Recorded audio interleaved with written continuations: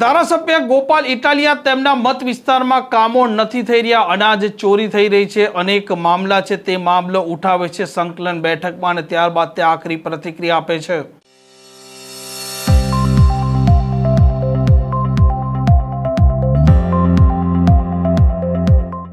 નમસ્કાર, આપ જોઈ રહ્યા છો હોટલાઇન ન્યૂઝ અને હું છું આપણી સાથે તોફિક ગાંચી। જે પ્રકારે જૂનાગઢ છે, જૂનાગઢના આ વિસાવદરમાં ધારાસભ્ય ગોપાલ ઇટાલિયા તેમના મત વિસ્તારના જે પ્રશ્નો છે તે સતત અવાજ ઉઠાવતા રહેતા હોય છે। ખેડૂતોનો મામલો હોય, અનાજ ચોરીનો મામલો હોય કે પછી ક્યારેક સરકારી દવાખાનાની જે સુવિધા હોય તે અલગ અલગ મુદ્દા તે ઉપાડતા હોય છે અને સંકલનની બેઠકમાં આજે તેમણે જે પ્રકારના સવાલો ઊભા કર્યા છે તે પણ સાંભળો।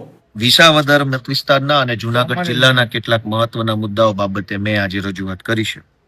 સૌથી મહત્વનો મુદ્દો કે ખેડૂતો જે ધિરાણ મેળવે છે સહકારી મંડળીઓ કે વિવિધ બેંકો પાસેથી, એમાં રાજ્ય સરકાર અને કેન્દ્ર સરકાર રિબેટ આપે છે, ડિસ્કાઉન્ટ જેને કહેવાય છે કે 0% વ્યાજની લોન। પણ હકીકત એ છે કે અનેક ગામડાઓમાં અનેક ખેડૂતોને 2020-21નું, 21-22નું, 22-23નું, 23-24નું, 24-25નું અલગ અલગ વર્ષનું રિબેટ મળ્યું નથી। આજે બહુ એકદમ મજબૂતાઈથી ખેડૂતોનો આ મુદ્દો મેં મિટિંગમાં રાખ્યો છે અને અધિકારી પાસે અલગ અલગ બેંકોએ કયા કયા વર્ષનું રિબેટ ચૂકવ્યું છે, જેમાં bank of Baroda, SBI, union bank, Junagadh જિલ્લા સહકારી બેંક, એ સિવાય ધિરાણ કરતી અન્ય બેંકોએ કયા વર્ષનું રિબેટ ચૂકવ્યું છે અને કયા વર્ષનું શા માટે બાકી છે એ બાબત ઉપર ચર્ચા થઈ છે અને ટૂંક સમયમાં એનો અહેવાલ સરકાર તરફથી અમને રજૂ કરવામાં આવશે।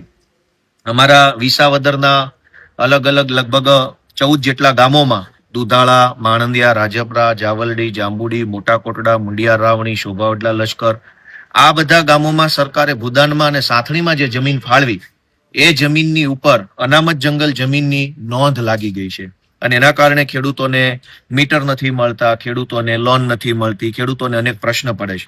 એ બાબતે આજે કલેક્ટર સાહેબ સાથે રજૂઆત કરી। કલેક્ટરશ્રીએ ખૂબ પોઝિટિવ રીતે એનો વાતને સાંભળી અને દરખાસ્ત તૈયાર કરી સરકારમાં મોકલવાની બાંહેધરી આપી છે।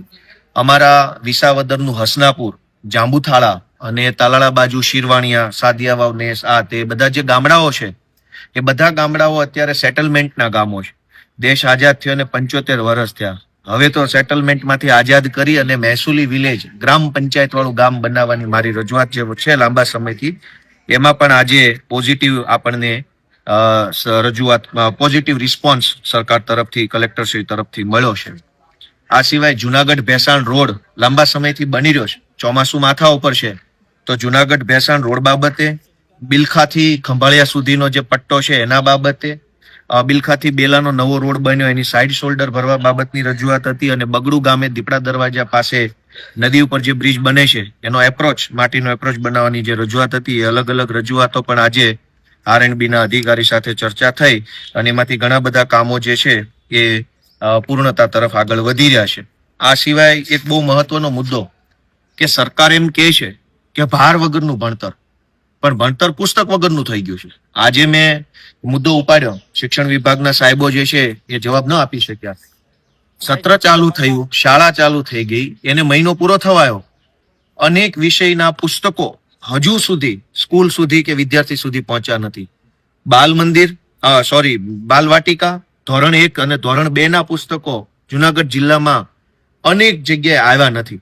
મેં સ્પષ્ટ રીતે પૂછ્યું કે સરકાર શાળા પ્રવેશ ઉત્સવ કરાવડાવે છે, છોકરાઓ પ્રવેશ તો લઈ લે છે, પછી બાલ વાટિકાની જે ચોપડી આવે સરકારે નક્કી કરેલી, ચોપડી નથી તો ભણશે શું? પહેલા ધોરણમાં ચોપડા નથી, બીજામાં ચોપડા નથી, 11-12 ની અંદર માધ્યમિક, ઉચ્ચતર માધ્યમિકમાં ચોપડા નથી, તો ભાર વગરનું ભણતરની વાતો કરતા કરતા કરતા પુસ્તક વગરનું ભણતર થઈ ગયું છે। એ બાબતની આજે મેં રજૂઆત કરી છે અને બાંહેધરી સરકાર તરફથી શિક્ષણ વિભાગના સાહેબોએ આપી છે કે વહેલી તકે આ પુસ્તકો જુનાગઢ આખા જિલ્લામાં, વિસાવદર ભેસાણ તો ખરું જ, એમાં આપી દેવામાં આવશે। સહકારી મંડળીનો મુદ્દો, ભેસાણ તાલુકાની સહકારી મંડળીઓમાં મોટા પાયે કૌભાંડો થયા, એક ખેડૂતે આત્મહત્યા કરવી પડી, અનેક ખેડૂતોના ખાતામાંથી ખોટી રીતે પૈસા ઉઠાવી લેવામાં આવ્યા। લાંબા સમયની લડતને આજે એક થોડુંક સારું પરિણામ મળ્યું છે કે છોડવડી ગામે અલગ અલગ લગભગ 7-8 જેટલા ખેડૂતોને ના વાંધા પ્રમાણપત્ર, નો ડ્યુ પ્રમાણપત્ર, કોઈ લેણું બાકી નથી એવા પ્રમાણપત્ર આપવાની શરૂઆત થઈ છે એવું જિલ્લા રજિસ્ટ્રાર સહકારી મંડળીએ આજે જણાવ્યું છે। વર્ષોથી ખેડૂતોના ખાતામાં 7/12માં બોજો પડી ગયો હતો 15-15, 20-20, 30-30 લાખ રૂપિયાનો ધિરાણ બોલતું હતું. એને લીધા નહોતા, ખેડૂતો લડતા હતા, કોઈ સાંભળતું નહોતું. પણ આ જિલ્લા ફરિયાદ સમિતિના માધ્યમથી હું જ્યારથી ચૂંટાયો ત્યારથી રજૂઆત કરું છું. આજે એનું પહેલું પરિણામ મળ્યું છે, એ બદલ હું જિલ્લા વહીવટી તંત્રનો આભાર વ્યક્ત કરું છું. મોટી મોણપરી ગામે, જામકા ગામે ને અલગ અલગ અનેક ગામ જે છે અમારા કર્યા છે, એ બધા ગામે ટાંકી પાડવાનો પ્રશ્ન છે. જર્જરિત ટાંકી છે. ચૂંટણી જીત્યો તે દિવસનો ટાંકી પાડવાની રજૂઆત કરું છું. ટાંકી બનાવવાનો મુદ્દો તો પછી, આ ટાંકી તોડવા વાળો કોઈ નથી. આજે મોટી મોણપરી ગામની ટાંકી તોડવા બાબતનો મુદ્દો, એ સિવાય અન્ય ગામોમાં જે ટાંકી તોડવાની છે એનો મુદ્દો, કાલાવડ ગામની ગ્રામ પંચાયત, રાજ્યના પૂર્વ કેબિનેટ કૃષિ મંત્રીના ગામમાં ગ્રામ પંચાયત નથી, એ મુદ્દો આજે ચર્ચામાં આવ્યો. કાલાવડ ગામની ગ્રામ પંચાયત, સરસાઈ ગામે આંગણવાડી 2-3 વર્ષથી બનતી હતી, એ પૂરી નથી થઈ. એ મુદ્દા પર પણ આજે મેં રજૂઆત કરી છે. અને આમ તો જો કે 2-3 મિટિંગથી આ રજૂઆત મારી ચાલે છે, પણ એનું થોડું પરિણામ આવવાની શરૂઆત થઈ છે. કાછિયા નાકાથી સાસણ રોડ, એટલે કે જે જંગલમાંથી નીકળતો કાચો રસ્તો છે, એ બાબતે મેં રજૂઆત આજે મૂકી છે કે નવો બનાવો કે ન બનાવો પર થોડુંક રિપેર થાય.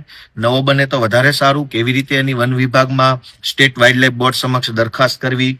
વન વિભાગના સાહેબો બેઠા હતા, RNB સ્ટેટના સાહેબો, બધા સાથે બેસી અને કાછિયા સાસણ રોડ એને રિસર્ફેસિંગની મંજૂરી મળે, એટલે કે નવો બનાવવાની મંજૂરી મળે, એની દરખાસ્ત કરવાની આજે અમારે બધાએ ચર્ચા થઈ છે. વહેલી તકે દરખાસ્ત થાય, અને જ્યાં સુધી દરખાસ્ત મંજૂર થાય, એ કદાચ 1-2 વર્ષ લાગે, ત્યાં સુધીમાં રોડને 2 વર્ષમાં 2 વખત રિપેર કરવો, સારો મોટરેબલ બનાવવો, ચાલી શકાય એવો, એવી આજે આ મિટિંગમાં ચર્ચા થઈ છે.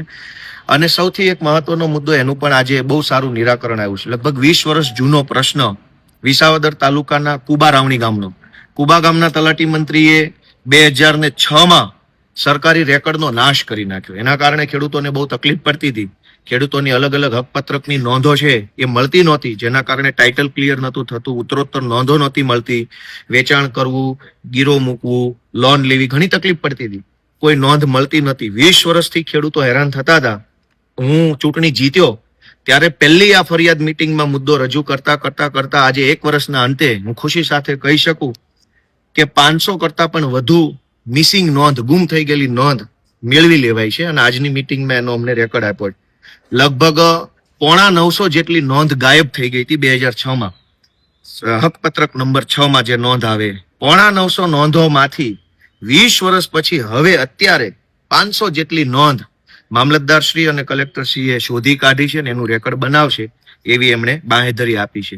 અને આ સિવાય એક નકલી દૂધ બાબતની પણ આજે ચર્ચા થઈ છે. વિસાવદર વિસ્તારમાં, જુનાગઢ જિલ્લામાં નકલી દૂધ, નકલી ઘી, માંગરોળના ધારાસભ્યશ્રીએ કીધું કે માંગરોળમાં ખૂબ નકલી ઘી બને છે. એમણે પોતે રજૂઆત કરી, મેં નકલી દૂધની રજૂઆત કરી, અને કલેક્ટરશ્રીએ કીધું છે કે એના ઉપર વધારે ને વધારે ટેસ્ટિંગ કરી અને નકલી દૂધના દૂષણથી સમાજને મુક્ત કરાવવા બાબતની કામગીરી કરવામાં આવશે. અને આ સિવાય એક સૌથી મહત્વનો મુદ્દાની પણ ચર્ચા થઈ છે કે જુનાગઢ આખા જિલ્લામાં, અને મેં તો મારા વિસાવદર ભેસાણ પૂરતો પ્રશ્ન મૂક્યો કે અનાજ મોડું બહુ આવે છે. સરકાર અનાજ ખાવા માટે આપે છે ગરીબોને, એ 1 થી 10 તારીખમાં માણસના હાથમાં આવી જાય તો બરાબર વાત છે, પણ અનાજ દુકાનમાં જ 25 તારીખે આવે, પછી દુકાનવાળો વેચવાનું ચાલુ કરે ત્યાં મહિનો બદલાઈ જાય. આ બાબતની અગાઉ પણ મેં રજૂઆત કરી હતી, હાલ પણ રજૂઆત કરી છે કે અનાજ કોઈ પણ સંજોગોમાં 1 થી 10 તારીખ સુધીમાં દુકાનમાં પહોંચી જવું જોઈએ, તો 15 થી 20 તારીખ લોકોના પેટમાં જાય.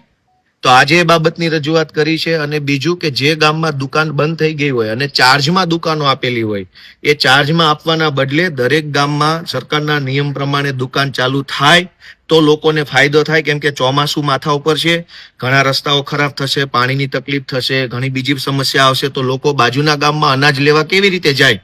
તો બાજુના ગામમાં અનાજ લેવા ન જવું પડે, એટલે પોતપોતાના ગામમાં વૈકલ્પિક અનાજ લેવાની વ્યવસ્થા થાય. આ મુદ્દાની મેં રજૂઆત કરી છે. આમ કુલ મળી જુનાગઢ જિલ્લાના વિદ્યાર્થીઓ, ખેડૂતો અને આગેવાનો જે કાંઈ એની રજૂઆત મને મળી હતી, એ તમામ મુદ્દાઓ મેં આજે ફરિયાદ સમિતિ સમક્ષ રજૂ કર્યા છે.